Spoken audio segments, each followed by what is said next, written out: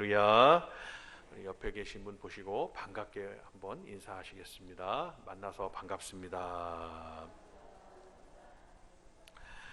오늘 성탄 감사 예배에 참석하신 우리 온 성도님들과 교회 속해 있는 모든 성도님들에게 하나님의 크신 은혜가 넘치시기를 축원을 드립니다. 오늘 말씀의 제목을 같이 한번 읽겠습니다. 예수님의 탄생. 시작.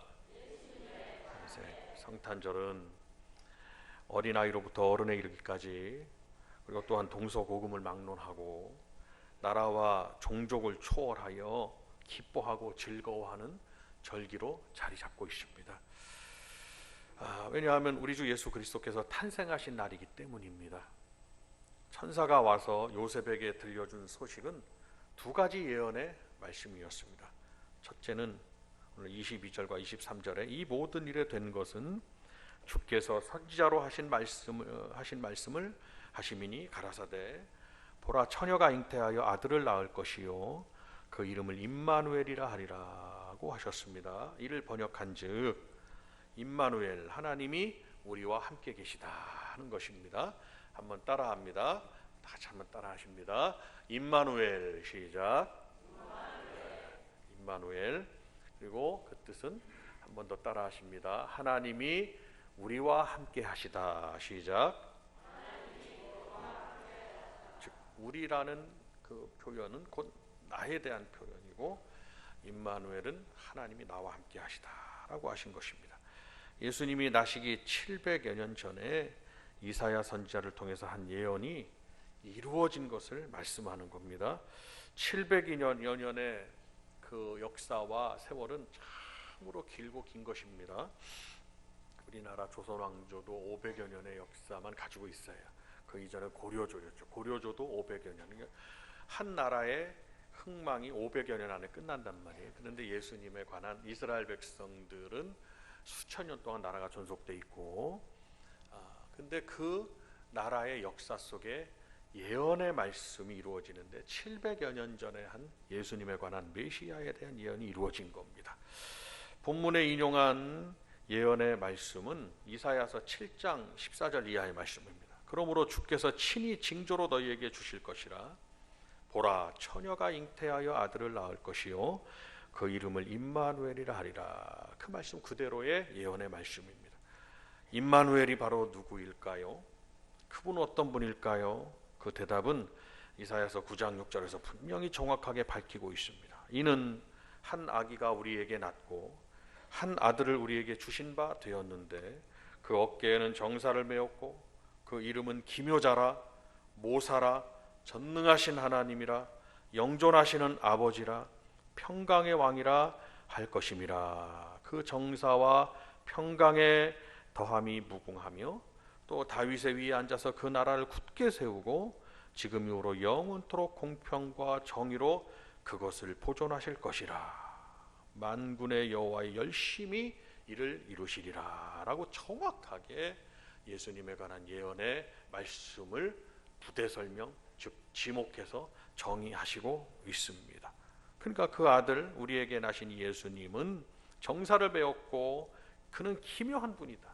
희하고 참 오묘한 분이시다. 모사라, 잠언에 나오는 지혜와 지식의 사람이다. 예수님의 지혜와 지식을 따라갈 수 없다는 하나님이시라고 말씀합니다. 예수님이 하나님이다. 어떤 하나님이냐? 전능하신 하나님이다. 그리고 또 말씀하는데 그 아들은 영존하시는 아버지라. 영원히 존재하시는 아버지가 되신다라고 말씀했고, 그는 평강의 왕이다 라고 정의를 하시고 있는 거죠. 말씀에서 그렇게 정의를 하시고 있습니다. 예수님에 관해서. 그래서 예수님이 하나님이신 것을 부인할 이유가 말씀에서 없는 겁니다. 예수님은 하나님이시다라는 것을 인정할 수밖에 없다는 것입니다. 이사야로부터 수세기가 지나서 천사가 한 여인의 꿈속에 나타납니다. 그 예언의 궁극적인 성취가 임박했음을 그 여인에게 말씀합니다. 그러므로 예수 그리스도의 탄생은 옛날 이사야 선지자 예언의 속담이 아니라 먼 전설의 이야기가 아니라 분명히 이루어지는 광대한 가치를 성취시키기 위함이었다는 것을 분명히 증명해 주고 있다는 것입니다. 그러면 우리를 위하여 오신 예수님은 과연 어떤 분입니까? 첫 번째로 예수님은 기묘자라는 것입니다. 한번 따라합니다. 기묘자. 시작. 예수님은 기묘자라는 이름을 갖고 있습니다. 이는 기이하고 묘한 자라고 말씀드렸습니다. 주님의 가르치심과 주님의 사역은, 그리고 탄생과 죽음과 주님의 부활과 승천, 이 모든 일이 바로 기묘한 예수님에게 나타난 일이란 말씀. 그래서 예수님은 이미 기묘자라고 말씀하는. 두 번째로 예수님을 모사라고 합니다. 이것은 지금 말씀드린 대로 잠언에서 나와 있는 지혜자와 동일되는 말씀입니다. 사람이 아무리 명석한 어떤 뛰어난 지능을 가지고 있다 하더라도 그것은 지혜일 수가 없고, 지혜는 주께 속한 것이고 참 지혜자는 바로 예수님이신 것을 알 수가 있습니다. 모사라는 것은 지혜자라는 뜻입니다. 세 번째로 예수님을 전능하신 하나님이라고 말씀하셨는데, 이것은 하나님의 아들은 하나님 자신이라는 겁니다. 아버지라 이렇게 말씀, 전능하신 하나님이라 말씀하고, 그리고 예수 그리스도는 바로 전능하신 하나님이시다라는 것입니다. 우리가 예수님을 믿는 믿음 안에서 기도하는 것은 바로 예수님은 전능하시기 때문입니다. 우리가 한번 따라할까요? 예수님은 전능하신 하나님이십니다. 시작. 전능하신 하나님이시기 때문에 예수님의 이름으로 기도하는 거예요. 그러니까 내가 기도하는 이 기도줄만 멈추지 않으면, 전능하신 하나님께서, 전능이라는 것은 모든 것을 하실 수 있다라는 뜻입니다. 전능, 모든 것을 할 수 있다. 그래서 하나님의 속성 중에 하나가 바로 하나님은 전지전능하시다는 것입니다. 모든 것을 아시고 모든 것을 하실 수 있다는 것이니까 우리 성도님들이 그분 앞에 기도하는 거예요. 그러니까 아무리 속상한 일이 있고 내가 할 수 없는 일이 있다 할지라도 내가 기도한다면 전지전능하신 하나님께서 나의 기도를 들으시고 나를 불쌍히 여기사 나를 도와주시고, 내 삶을 하나님께서 붙들어 주시고, 내가 넘어지지 않도록 하나님께서 세워주시고, 우리 성도님들과 우리 교회와 온 성도님들의 삶을 친히 주관하신 하나님이시다. 그래서 전지전능하신 하나님이 바로 예수님이시다라는 것. 하나님을 지금 누가 대신하고 있습니까? 영원하신 하나님을 바로 영존하신 아버지라고 말씀하신 예수님이 대신하고 있다는 거예요. 예수님은 누구의 대언자입니까? 바로 하나님의 대언자이기도 하며 하나님 당신이시기도 하다는 것을 말씀해 주시고 있습니다. 그래서 영존하시는 아버지라는 말씀을 하시고 있는데, 이것은 바로 영원한 우리 아버지가 되시고 영원한 보호자가 되신다는 뜻입니다. 계시록 1장에 보면 나는 알파요 오메가라고 말씀합니다. 이제도 있고 전에도 있었고 장차 올 자요 전능한 자라라고 또 말씀하고 있습니다. 창세기서부터 계시록까지 하나님과 예수님에 관한 정의의 말씀은 전지전능하시다는 것이고, 그리고 하나님은 우리의 영원한 아버지가 되신다는 것이고, 예수님은 아버지께로 가는 그 길, 바로 우리의 하나님께로 가는 첩경이 되신다고 말씀했고, 오직 그 길, 예수님을 믿는 길 이외에는 아버지께로 갈 수 없다고 또한 말씀해 주시고 있는 것입니다. 주님은 태초부터 계신 분으로서 세상 끝날까지 우리와 함께 하시는 분이라고 말씀했어요.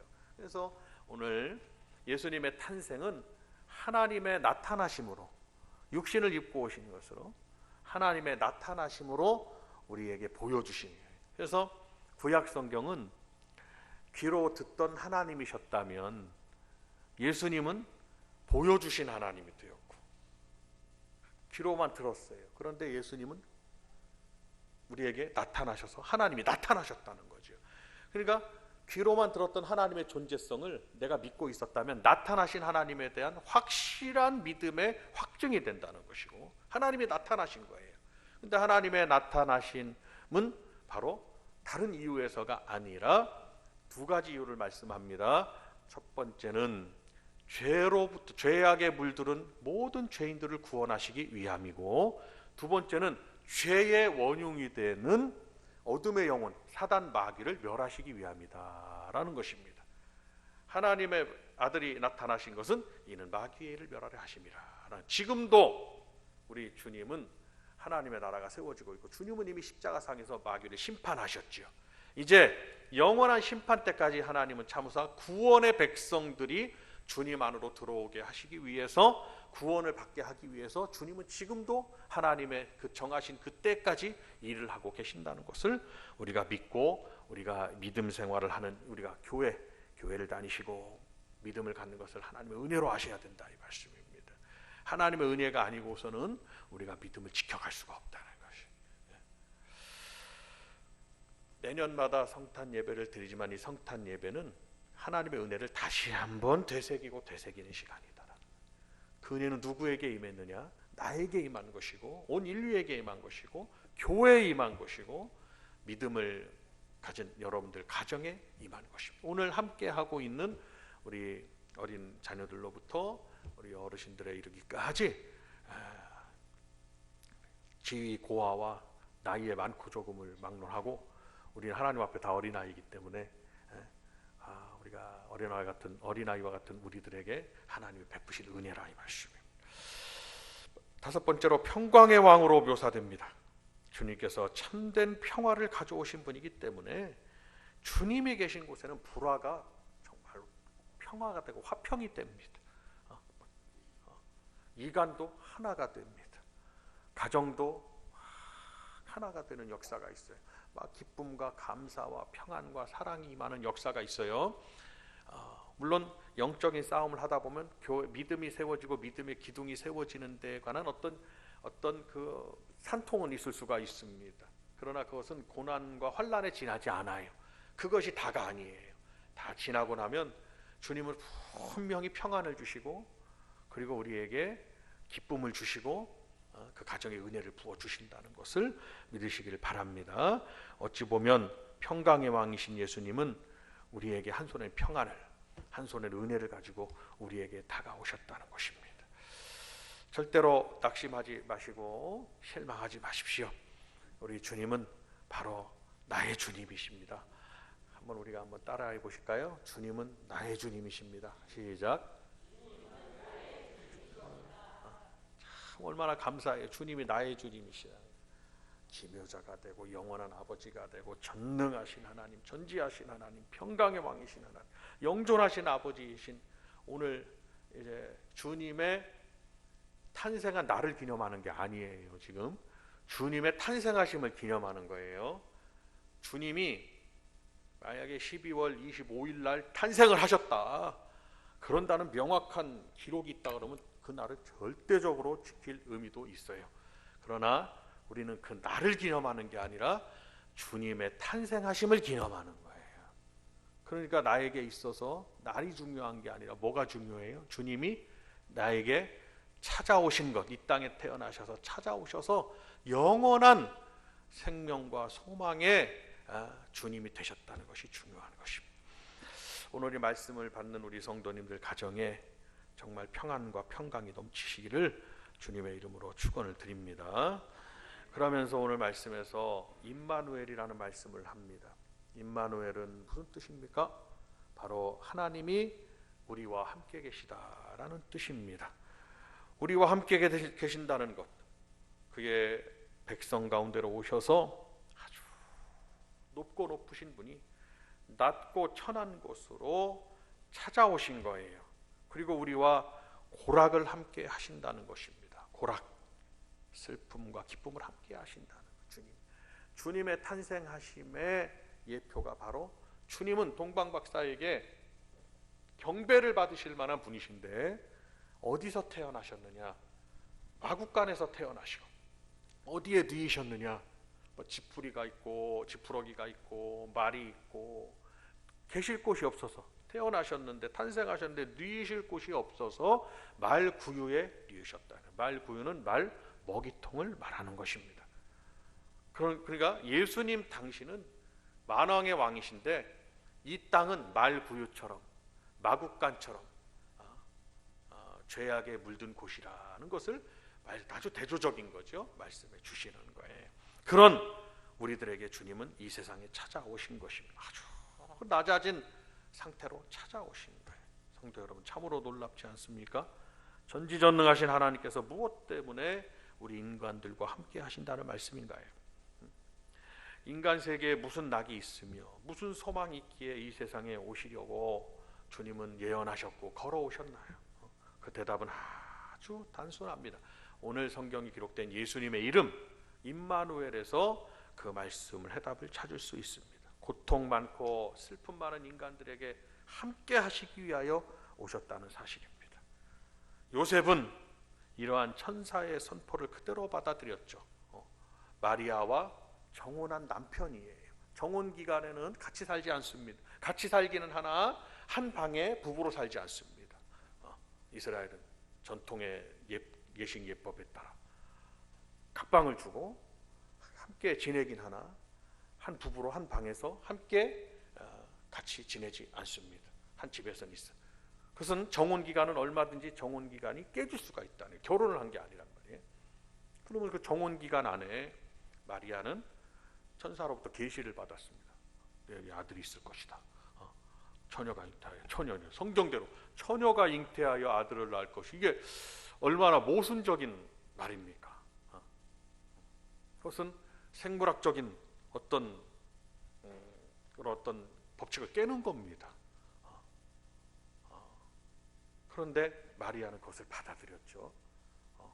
어떤 일이 있을지는 본인이 스스로가 너무 잘 알게 되는 거예요. 그러나 너에게 잉태, 여자여 네가 무서워 말라. 너에게 잉태된 자는 성령으로 잉태된 것이니라 라고 말씀하면서 그에게 하나님은 계시를 보여주고, 참 그러나 마리아의 상황에서는 그것을 받아들이기가 얼마나 어렵겠습니까? 그러니까 우리 성도들이 항상 신앙생활 하다 보면 믿음의 성장을 이루어야 되고, 믿음의 성장을 이루기 위해서는, 하나님의 역사가 일어나기 위해서는 마리아와 같은 어떠한 넘어서야 되는 그러한 상황이 도래할 수 있다는 것입니다. 거기에 지면 안 된다는 거죠. 하나님의 섭리와 하나님의 계획과 하나님의 말씀이 내게 있다면 우리 성도들은 오늘 말씀대로 하나님의 말씀 내게 이루어지길 원합니다 하고 자신을 내어드려서 하나님 앞에 귀히 쓰임받는 우리 복된 교회 성도님들이 되시기를 바랍니다. 그래서 천사의 선포를 요셉도 받아들이고 내 아내 마리아 데려오기를 두려워하지 말라고 말씀. 그리고 마리아도 받아들여서 참으로 두 부부가 믿음의 사람이 되는 것이. 참 기도합니다. 우리 성도님들 가정 자녀들이나 여러분들이 부부가 믿음의 부부가 되시기를 원하고 두 분의 믿음이 하나여야 된다. 이 두 부부는 요셉과 마리아는 같은 믿음의 사람이었어요. 그 말씀을 듣고 찬양의 노래를 막 부르기도 합니다. 그리고 예수님의 제자들도 그 사실을 다 듣고 믿어요. 이제 온 세계에 예수 그리스도를 전파하게 됩니다. 도저히 어떠한 사람이 정한 법칙으로는 믿을 수 없는 말씀 같지만 믿게 됩니다. 그래서 우리도 우리와 함께 하신 예수 그리스도의 탄생하심에 우리의 믿음을 실어야 되고, 예수님을 영접함으로 우리 온 성도님들은 이제 믿게 되는 그 순간부터 하나님의 자녀가 되는 것이고 천국의 백성이 되는 것이고, 오늘 주님이 이 땅에 평강을 가지고 온 것처럼 저와 여러분들의 삶에 평강과 은혜의 복을 내려주신다는 것을 믿으시기를 바랍니다. 온 세계에 이를 널리 전파하는 우리 성도님들이 다 되시기를 주님의 이름으로 축원을 드립니다. 우리 함께 두 손을 함께 높이 들겠습니다.